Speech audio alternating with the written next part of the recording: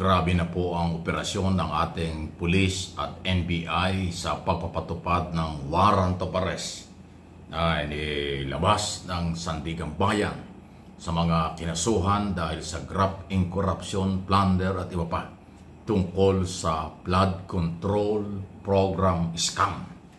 At katunayan, nahuli na po ng NBI itong Department of Public Works and Highway Engineer na si Dennis Abagon. Tama ba? Engineer Abagon, siya po ay naka-assign sa Mimaropa, Mindoro, Marinduque, Romblon, okay, at Palawan. Yan po yung Mimaropa. At ang iunang ipinail na kaso ng Ombudsman ay laban sa mga district engineer ng DPWH, mga engineer na kasamahan nila, kontraktor, at si dating Congressman Saldico. Sa Mindoro pa lang yan. Pero ito po yung matinding dapat ay ingatan nyo at nang hindi kayo madamay. Doon po sa raid na isinagawa ng NBI sa sinasabing bahay or kung saan doon nakita si Engineer Dennis Abagon, pati yung dalawang kasamahan niya sa bahay ay inimbitahan for investigation sa posibleng obstruction of justice. Ito na yung sinasabi ko nung araw pa. Dahil sa tagal ko pong naging police reporter, NBI reporter at court reporter, talaga hong mayroong kapangyarihan ang ating mga otoridad na sa oras na mayroong warrant of arrest, pinaghahanap o wanted ng isang tao dahil may mga kaso, yan ay dapat ay sumusurrender at dapat ay isinusumbong ng mga taong nakakakilala at kung alam nila na may warrant of arrest para hindi madamay. Kaya maging warning ito sa lahat po na hindi alam o alam pero binabaliwala kahit na sinong may warrant of arrest at inyo pong kinupkop, inyong tinulungan, hindi nyo isinumbong sa mga otoridad o hindi nyo pinayuhang mag-surrender o sa halip ay sinuportahan pa ninyo para magtago.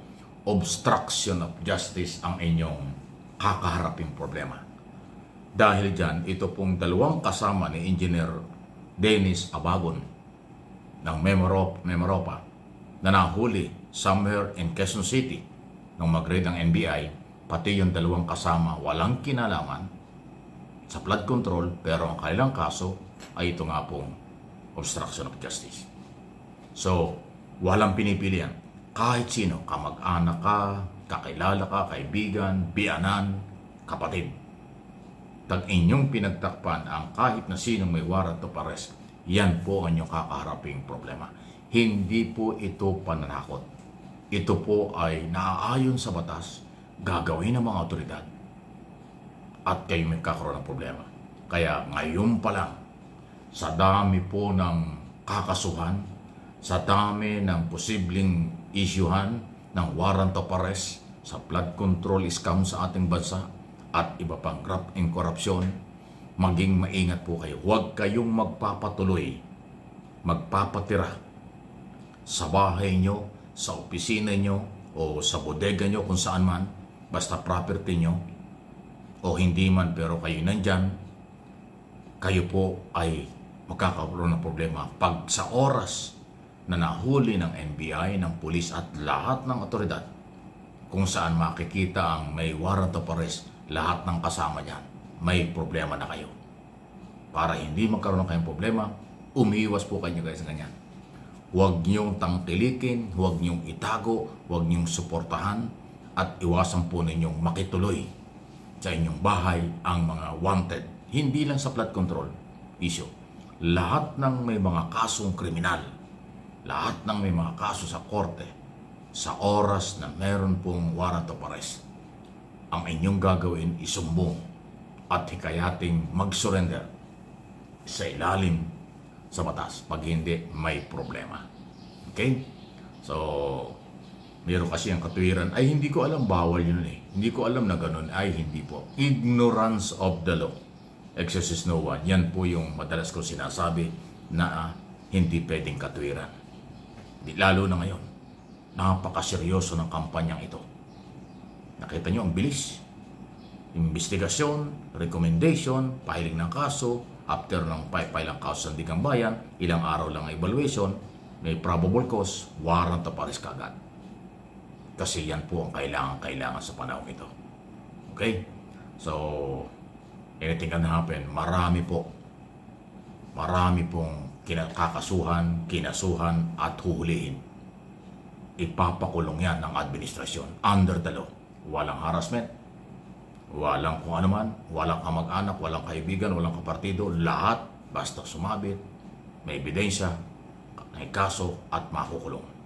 Yan ang gustong-gusto ng lahat ng Pilipinong matitino.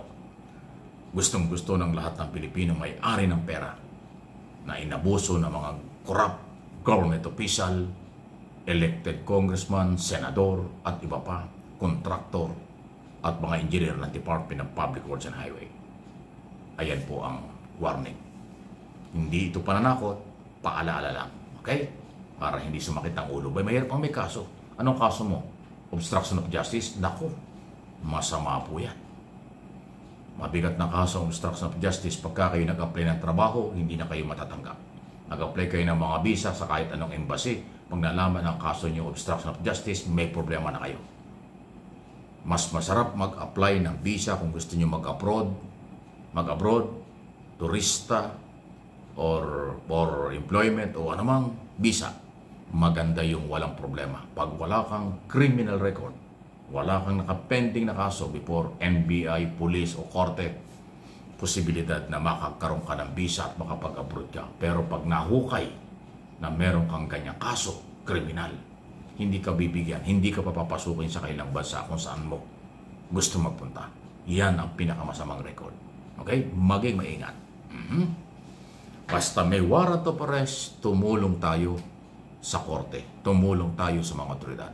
Itawag mo kaagad sa opisina ng pulis na pinakamalapit sa inyo, 911. Yan ang pinakamabilis eh. Halimbawa, biglang dumating sa bahay nyo o nakita nyo yung wanted ay nandun sa kapitbahay, tawag lang nyo. Hindi po ibibigay ang inyong pangalan. Walang makakakilala sa inyo.